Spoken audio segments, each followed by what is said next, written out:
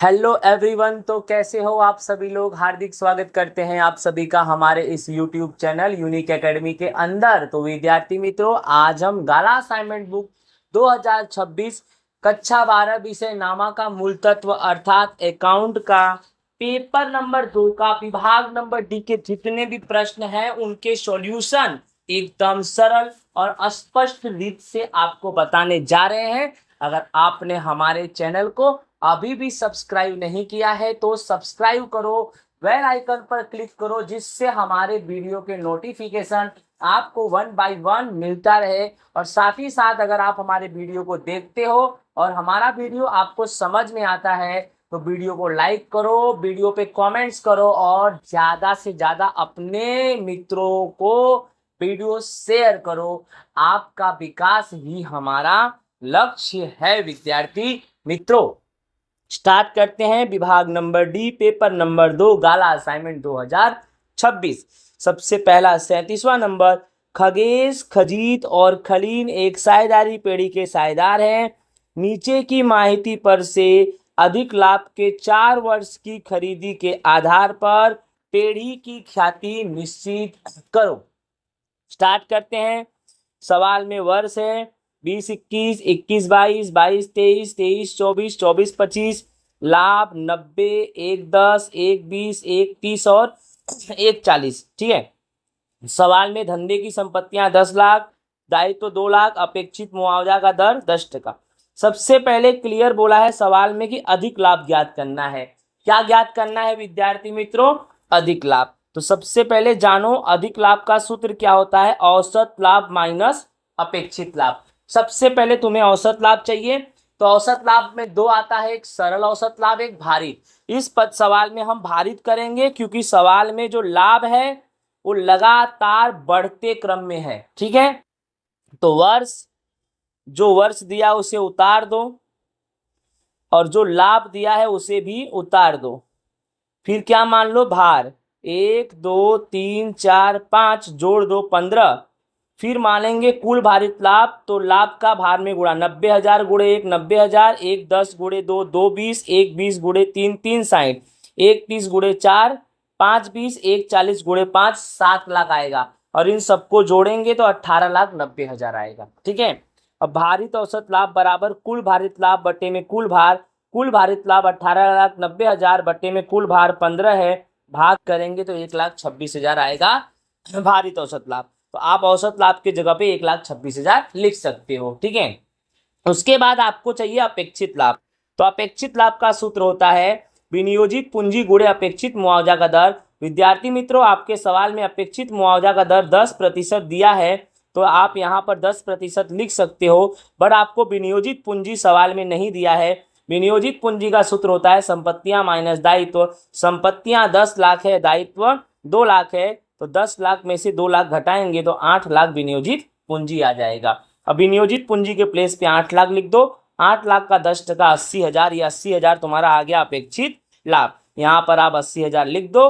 1,26 में से 80 घटाएंगे तो 46,000 तुम्हारा आएगा आंसर अधिक लाभ का। अब ख्याति ज्ञात करना है तो ख्याति का सूत्र होगा अधिक लाभ गुणे खरीदी के वर्ष।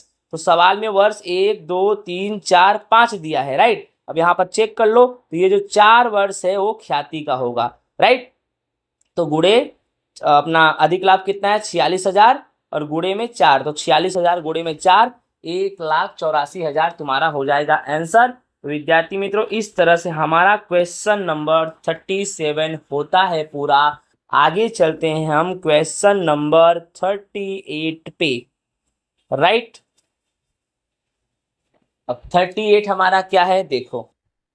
नीचे की माहिती पर से ख्याति का रकम अंतिम 4 वर्ष के औसत लाभ के 5 वर्ष की खरीदी के आधार पर करना है, राइट। औसत लाभ सवाल में करना है। वर्ष दिया है 20-21, 22-23, 23-24, 24-25। लाभ में 60, 80, ये माइनस 20,000 है। कोष्टक में 20,000 यानी माइनस 20,000 और 30,000। आपको ज्ञात करना है औसत लाभ। तो औसत लाभ का सूत्र होता है कुल लाभ बटे में वर्ष की संख्या। तो आपको कुछ करना नहीं है, सवाल को सेम टू सेम उतार देने का, लाभ को भी सेम टू सेम उतार देने का। ध्यान रखना 20,000 को कोष्टक में करने का। अब सूत्र है कुल लाभ। कुल लाभ यानी 60, 80, 30 को जोड़ दो, उसमें से 20,000 घटा दो, 1,50,000 आएगा। क्यों 20,000 घटाया? 20,000 कोष्टक में है, कोष्टक यानी माइनस में, ठीक है। तो आपका कितना आ गया? 1,50,000। वर्ष कितना? 1, 2, 3, 4, 4 से भाग दे दो। 1,50,000 को 4 से भाग देंगे, 37,500 रुपए ये तुम्हारा औसत लाभ आया। क्या आया? औसत लाभ। फिर ख्याति का सूत्र होगा औसत लाभ गुणे खरीदी के वर्ष। तो औसत लाभ है 37,500 और सवाल में वर्ष 1, 2, 3, 4, 4 सवाल वाला है।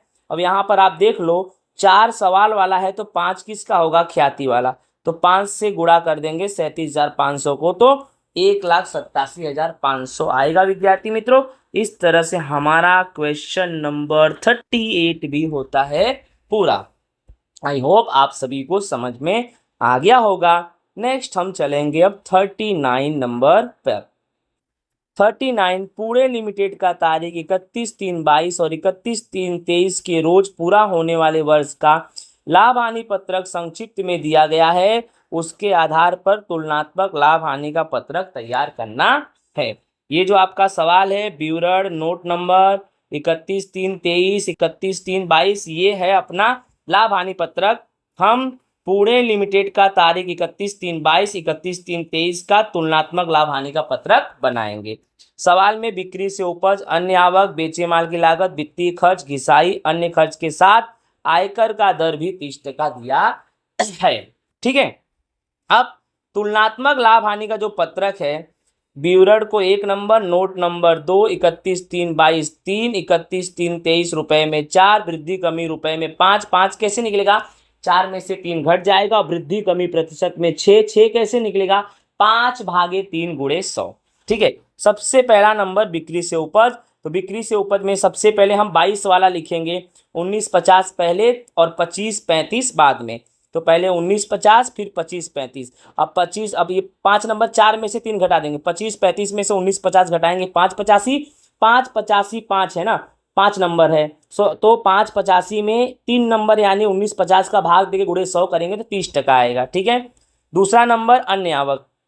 अब चेक कर लो अन्य आवक, 190 पहले लिखेंगे, 285 बाद में लिखेंगे। तो सबसे पहले 190 फिर 285, 285 में से 190 घटा 95,000, 95,000 में 190 का भाग देंगे और गुणे 100 करेंगे तो कितना आएगा? 50%।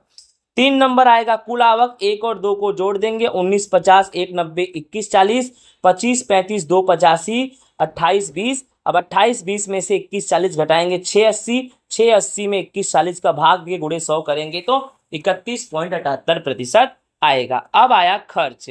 तो खर्च में आपका सबसे पहला खर्च है बेचे माल की लागत, फिर वित्तीय खर्च, फिर घिसाई और फिर अन्य खर्च। आप इन सबको लिख सकते हो, बेचे माल की लागत, वित्तीय खर्च, घिसाई, फिर अन्य खर्च। अब बेचे माल की लागत कीमत में जाते हैं, पहले 950 लिखेंगे फिर 1140 लिखेंगे। तो 950, 1140, 1140 में से 950 घटाएंगे 190, 190 भागे 950 गुणे 100 करेंगे तो 20% आएगा, ठीक है।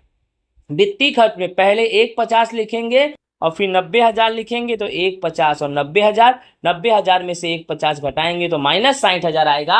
अब -60,000 में 150 का भाग देके गुणे 100 करेंगे तो 40% माइनस में आएगा, ठीक है। उसके बाद एक घिसाई, पहले 60 लिखेंगे और फिर 60, दोनों रकम बराबर है, ये 60 ये 60, तो यहाँ डैश कर देंगे क्योंकि 60 में से 60 जाएगा तो 0 बचेगा, कुछ निकलने वाला नहीं है विद्यार्थी मित्रों। अब अन्य खर्च है तो अन्य खर्च में पहले 340 लिखेंगे फिर 425 लिखेंगे। तो लिख दो 340 फिर 425, 425 में से 340 घटाओ 85,000 आएगा, राइट, 85,000 आएगा। और 85,000 को भाग करेंगे 340 से और गुणे 100 करेंगे तो आपका आंसर आएगा 25%, ओके। और ये जो 25 है ये प्लस में आएगा, ठीक है, कोष्टक नहीं है, ये 25 तुम्हारा प्लस में आएगा, ठीक है। अब कुल खर्च, कुल खर्च में क्या करेंगे, 1 2 3 4 इनको जोड़ेंगे 15 लाख आएगा, 1 2 3 4 इनको जोड़ेंगे 17,15,000 आएगा। 17,15,000 में से 15 लाख घटाएंगे तो 2,15,000 आएगा और 2,15,000 भागे 15 लाख गुणे 100 करेंगे तो 14.33 आएगा। यहाँ भी कोई कोष्टक नहीं है, ठीक है, प्लस में है ये आंसर, किस में है ये? प्लस में, ठीक है। नेक्स्ट 5 नंबर आयकर से पहले का लाभ 3 - 4, ये रहा 3 और ये रहा 4, तो 2140 में से 15 घटाएंगे तो 640 आएगा, ठीक है। और 2820 में से 1715 घटाएंगे तो 1105 आएगा। इसमें से ये घटा देंगे 465 आएगा, 465 भागे 640 गुणे 100 करेंगे तो 72.66 आएगा, ठीक है। फिर माइनस आयकर, उसके बाद 6 नंबर माइनस आयकर। आपके सवाल में आयकर कितना दिया है, 30% दिया है। करना क्या है, 640 का 30% आएगा 192, 1105 का 30% आएगा 331,500, 331,500 में से 192 घटाएंगे 139,500, 139,500 भागे 192 तो आएगा 139,500 भागे 1,92,000 गुणे 100 तो 72.66 आएगा, ठीक है। अब लास्ट में आएगा आयकर के बाद का लाभ। अब आयकर के बाद का लाभ क्या करेंगे, 5 में से 6 घटा देंगे तो तुम्हारा 5 ये रहा, 6 ये रहा। 640 में से 192 घटाएंगे 448, 1105 में से 331,500 घटाएंगे 773,500, 773,500 में से 448 घटाएंगे तो 325,500, और 325,500 का 448 में भाग देके गुणे 100 करेंगे तो 72.66% आएगा विद्यार्थी मित्रों। इस तरह से ये हमारा तुलनात्मक लाभ हानि का पत्रक होता है पूरा। आई होप आपको समझ में आ गया होगा। तो इस तरह से हमारा क्वेश्चन नंबर 39 भी कंप्लीट होता है। आगे चलते हैं हम क्वेश्चन नंबर 40 पे। हरी लिमिटेड का नीचे दिए गए विवरण के आधार पर चालू गुणोत्तर और प्रवाही गुणोत्तर ज्ञात करो। ये रहा विवरण रकम, ठीक है। तो आपके सामने है रोकड़ और रोकड़ समकक्ष, देनदार, लेनी हुंडी, स्टॉक, चालू विनियोग। यहाँ लेनदार, देनी हुंडी, चुकाना बाकी खर्च और करवेरा का प्रावधान। करवेरा को हम ये भी बोलते हैं आयकर का प्रावधान। इसका प्रावधान, आयकर का प्रावधान। चलो सबसे पहले हम ज्ञात करेंगे चालू गुणोत्तर। चालू गुणोत्तर का सूत्र होता है चालू संपत्तियां बटे में चालू दायित्व। तो सबसे पहले हमें चालू संपत्तियां निकालना है। क्या निकालना है, चालू संपत्तियां। तो आपके सवाल में इंफॉर्मेशन में चेक करो, रोकड़ और रोकड़ समकक्ष ये चालू संपत्तियां नहीं है। देनदार ये चालू संपत्तियां हैं। लेनी हुंडी, दे बोले तो लेनी हुंडी ये भी चालू संपत्तियां हैं। फिर स्टॉक भी चालू संपत्तियां हैं। फिर चालू विनियोग तो क्लियर है कि ये चालू संपत्ति है, ठीक है। और रोकड़ और रोकड़ समकक्ष, राइट, ये रोकड़ और रोकड़ समकक्ष ये भी चालू संपत्ति है, ठीक है। अब इसको आप क्या करो, क्या क्या रकम है, 180, ठीक है। फिर देनदार कितना है, 120। फिर लेनी हुंडी कितना है, 60। फिर स्टॉक कितना है, 140। और फिर चालू विनियोग कितना, 1 लाख। इसको जोड़ दिया तो आया 6 लाख, ठीक है। चालू संपत्तियां 6 लाख आ गया। अब चालू दायित्व चाहिए।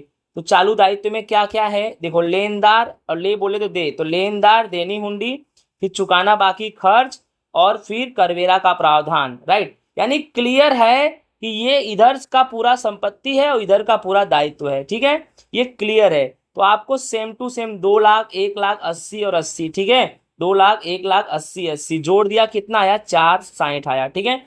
अब चालू संपत्तियां कितना है तुम्हारा, 6 लाख और ये 460। तो 6 लाख में 460 का भाग दोगे तो 1.30 आएगा, ठीक है। 6 लाख में 4,60,000 का भाग दोगे तो 1.30 आएगा। और चालू गुणोत्तर का आंसर अनुपात में लिखते हैं तो इसको 1.30:1 आप लिख सकते हो। इसी में प्रवाही गुणोत्तर यानी प्रवाही संपत्तियां बटे में प्रवाही दायित्व।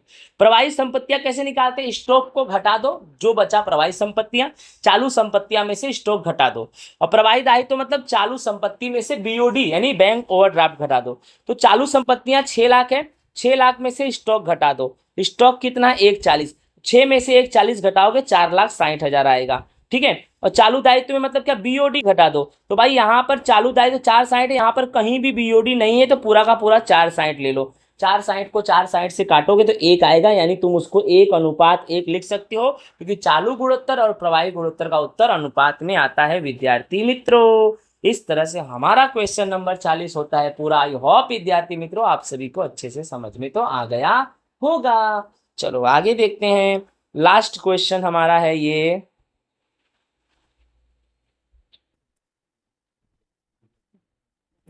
भारत कंपनी का नीचे के विवरण के आधार पर परिचालन प्रवृत्ति में से उद्भव रोकड़ प्रवाह ज्ञात करो। ठीक है, सवाल में विवरण रकम दिया गया है, राइट। अब आपको ज्ञात करना है परिचालन प्रवृत्ति में से उद्भव रोकड़ प्रवाह, विवरण, रकम और रकम। सबसे पहले आएगा कार्यशील पूंजी में परिवर्तन से पहले का लाभ। जब भी परिचालन प्रवृत्ति करोगे सबसे पहले क्या आएगा, कार्यशील पूंजी में परिवर्तन से पहले का लाभ। तो इसमें दिया है आपका कितना दिया है, 4,95,000 लिख दो, फिर जोड़ो। तो आपको फॉर्मेट, किताब में फॉर्मेट दिया है, फॉर्मेट आपको याद होना चाहिए, राइट। ये जोड़ो में, राइट ना, जो लेनी हुंडी में कमी है, स्टॉक में कमी है, इन सबको जोड़ेंगे 40,000 और 30,000। ठीक है, तो उसके बाद ये जोड़ो हो गया लेनी हुंडी और स्टॉक। फिर चालू दायित्व में वृद्धि है तो उसको भी जोड़ते हैं। तो यहाँ पर चालू दायित्व में वृद्धि है, खर्च चुकाना बाकी वृद्धि अर्थात चालू दायित्व में वृद्धि, खर्च चुकाना बाकी वृद्धि अर्थात चालू दायित्व में वृद्धि 15,000 मैंने लिख दिया। ठीक है, फिर 40, 30 और 15 को जोड़ दिया 85, और इसको जोड़ना है तो 4,95 में 85 जोड़ेंगे तो 5,80,000 आएगा। फिर घटाओ, चालू संपत्ति में वृद्धि हो रही है तो घटाओ, यस। देनदार में वृद्धि यानी चालू संपत्ति में वृद्धि, इसको लिख दो। देनदार कितना, 75,000, और कुछ एडवांस चुकाया हो उसको भी घटाएंगे। अग्रिम चुकाया खर्च, तो अग्रिम चुकाया खर्च में जो वृद्धि है 25,000 उसको भी घटाएंगे। और अगर चालू दायित्व में कमी हो रही है, क्योंकि यहाँ जोड़ों में चालू दायित्व में वृद्धि है तो यहाँ घटाओ में चालू दायित्व में कमी, तो चालू दायित्व में कमी होगा तो आप देख लो, यस, लेनदार चालू दायित्व है उसमें कमी हो रही है 20,000, तो आप 20,000 लिख सकते हो। ठीक है, फिर इस सबको जोड़ दो, 75, 25, 20, तो 1,20 आएगा, और घटाना है तो 5,80 में से 1,20 घटाएंगे तो 4,60,000, ये तुम्हारा आंसर आएगा। यही है परिचालन प्रवृत्ति से उद्भवित रोकड़ प्रवाह विद्यार्थी मित्रों। आई होप आप सभी को अच्छे से समझ में आया होगा। इसी के साथ हमारा क्वेश्चन नंबर 41 होता है पूरा, और साथ ही साथ अकाउंट के पेपर नंबर 2 का सेक्शन डी भी होता है कंप्लीट। आई होप आप सभी को अच्छे से समझ में आया होगा। जय हिंद, राधे राधे। मिलेंगे नेक्स्ट वीडियो में नेक्स्ट टॉपिक के साथ। Bye bye.